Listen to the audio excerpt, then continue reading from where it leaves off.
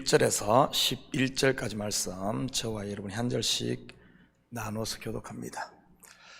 범사에 기한이 있고 천하 만사가 다 때가 있나니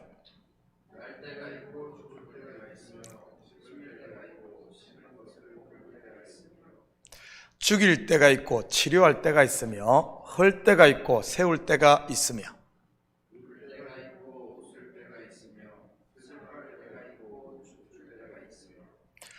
돌을 던져버릴 때가 있고 돌을 거둘 때가 있으며 안을 때가 있고 안는 일을 멀리할 때가 있으며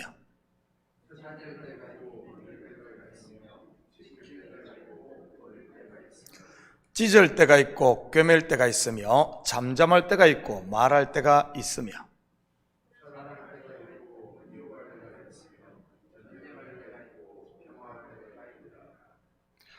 일하는 자가 그의 수고로 말미암아 무슨 이익이 있으랴.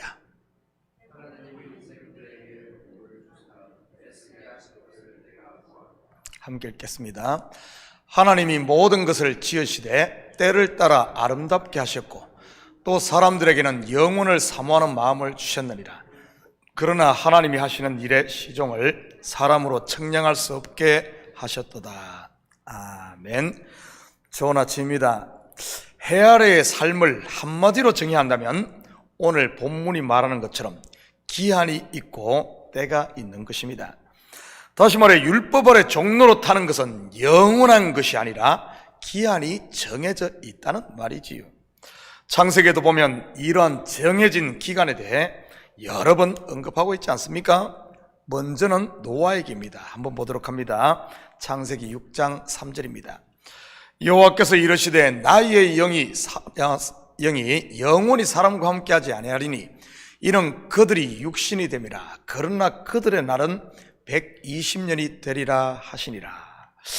120년 후에는 어떤 일이 일어난다는 말입니까? 바로 심판입니다. 물론 여기서 심판은 단순히 멸망으로 끝나는 그런 심판을 말하는 것이 아니라 새롭게 하시는 새로운 시작을 말하는 것이지요. 그리고 여기서 120년은 죄가 관영해 심판의 때가 차는 것을 말하는 것이고요. 이런 홍수 심판에 대해 사도 바울은 세례로 해석을 했습니다. 하나님께서는 아브라함에게도 같은 말씀을 하십니다. 창세기 15장 13절 14절입니다. 여호와께서 아브라함에게 이르시되 너는 반드시 알라. 내 자손이 이방에서 객이 되어 그들을 섬기겠고 그들은 400년 동안 내 자손을 괴롭히리니 그들이 섬기는 나라를 내가 징벌할지며 그 후에 내 자손이 큰 재물을 이끌고 나오리라. 이스라엘 백성들이 애굽에서 종살이하는 기간이 400년으로 정해져 있다는 사실입니다. 때가 있다는 말이지요. 죄가 사함받고 끝나는 때 말입니다. 그뿐 아니라 죄에 팔려 바벨론에 끌려간 유대인들 또한 그들의 기한이 정해져 있었습니다. 몇 년이죠? 70년입니다. 사실 해 아래에 사는 육신을 가진 우리의 때도 정해져 있지 않습니까? 길어야 70이요 강건하면 80인 것 말입니다. 물론 지금이야 기본이 90이요 강건하면 100을 넘기지만 말이지. 그렇지만 아무리 건강해도 200을 살고 1000을 살 수는 없는 것입니다. 그렇다면 때가 정해진 것이 복 같습니까? 아니면은 저주인 것 같습니까? 누군가에는 복일 것이고 또한 누군가에게는 저주일 것이 틀림없습니다. 누구에게 복일 것 같습니까? 수고하고 무거운 짐을 지고 자기가 종살이하고 있다는 것을 아는 사람입니다. 예를 들어 바벨론에 잡혀가 하루하루를 힘들게 살아가던 유대인들에게는 말이지, 그 삶이 얼마나 힘들었던지 소망이 가물가물해질 점 다니엘이 하나님께 기도하다가 이 고역의 때가 정해져 있음을 깨닫게 됩니다. 바로 예레미야 선지자의 글을 읽다가 말이지요. 그래서 포로기를 살던 사람들이 그 소망의 끈을 놓지 않고 끝까지 믿음 하나 붙들고 살았던 것입니다. 물론 그 결국은 포로에서 해방되어 돌아올 수 있었던 것이고요. 그때의 기쁨을 노래한 것이 시편 126편 아닙니까? 눈물을 흘리며 씨를 뿌리는 자는 기쁨으로 거두리로다. 울며 씨를 뿌리러 나가는 자는 반드시 기쁨으로 그 곡식을 가지고 돌아오리로다고 노래한 시 말이지요. 씨를 뿌릴 때가 있고 거둘 때가 있는 겁니다. 이처럼 율법을 통해 자기의 아담됨과 헛됨을 깨달은 사람들에게는 기한이 있으면 소망이요 축복인 겁니다. 왜냐하면 기쁨으로 단을 거둘 날이 있기 때문이지요. 그렇지만 자기가 죄인임을 모르고 스스로 의인으로 착각하며 온갖 세상의 것을 누리는 사람에게는요, 정해진 기간이 가까워 올수록 얼마나 두렵고 떨리겠습니까?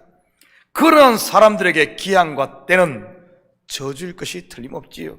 그러니 진실을 대면하기를 피하고 스스로를 속이는 것 아니겠습니까? 잠시 있다가 없어질 것을 영원한 것으로 생각하면서 말이지요.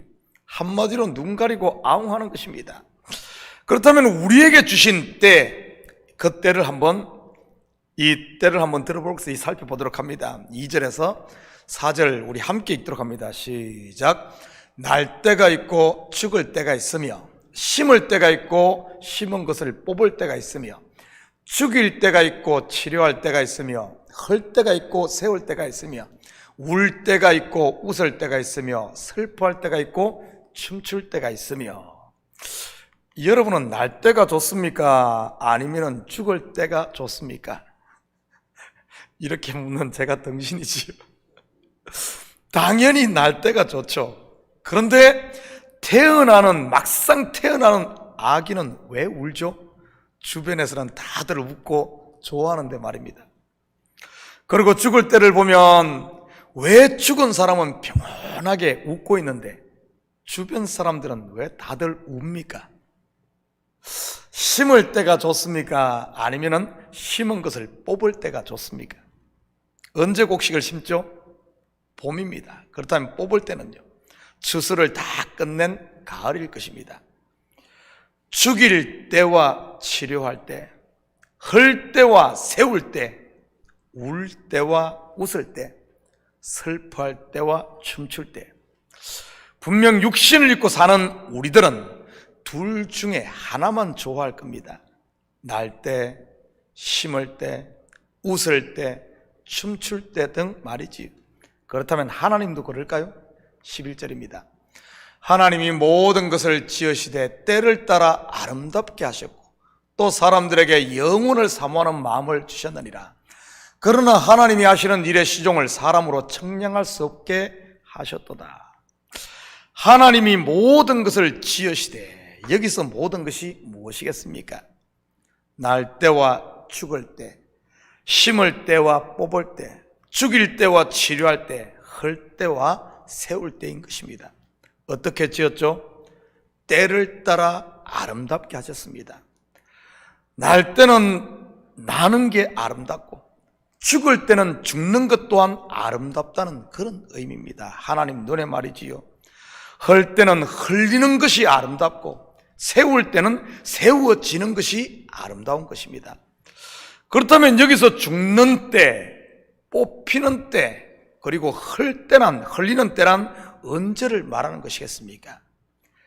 율법으로 말미암아 내 죄가 다 드러나 심판받을 때인 것입니다. 하나님께서 심판을 왜 하죠? 바로 새롭게 하기 위해서인 것이지요. 심판 없이 새롭게 되는 일이 해 아래는 없다는 그런 말입니다.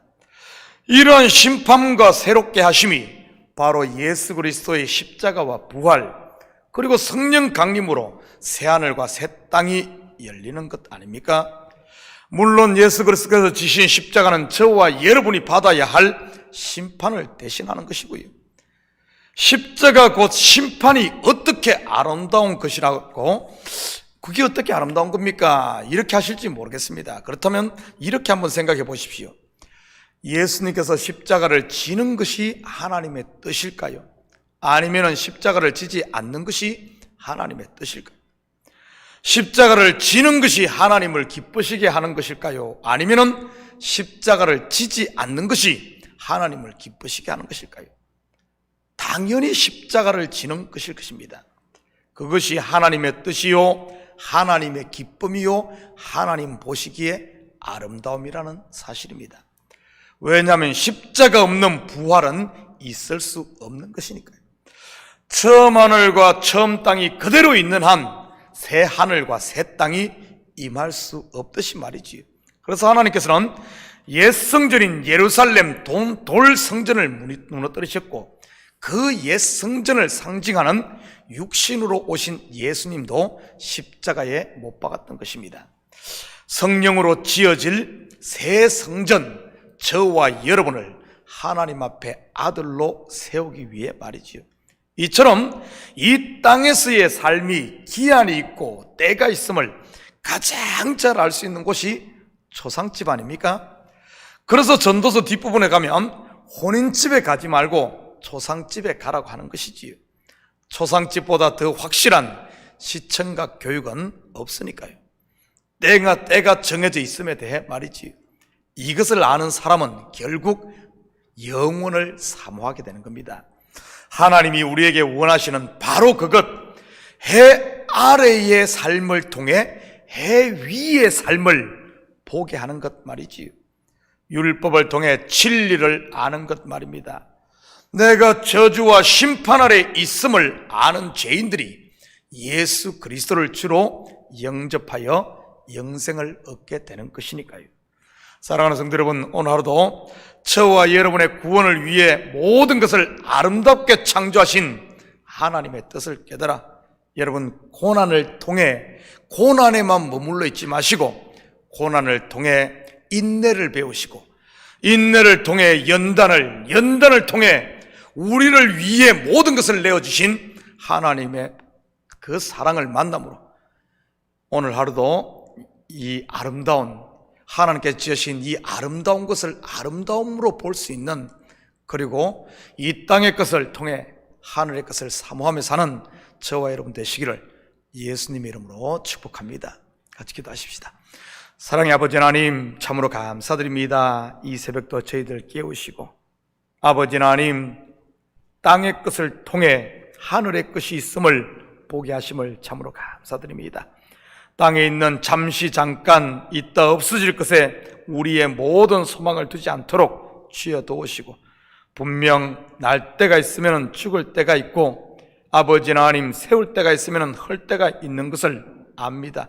이것을 알아 아버지 하나님 우리에게 주어진 이때, 지금은 여호와를 찾을 때임을 알고 여호와를 찾을 때 찾고 부르짖을 때 부르짖고 주님께서 주신 것을 누릴 때 누림으로 말미암아 이 땅의 삶을 통해 하늘의 것을 소망하며 사는 저희들 되게 도와주시옵소서. 이 새벽도 간구하는 기도 제목마다 주님 하나씩 다 들으시는 줄 믿사오며 이 모든 말씀 예수님의 이름으로 기도드립니다. 아멘.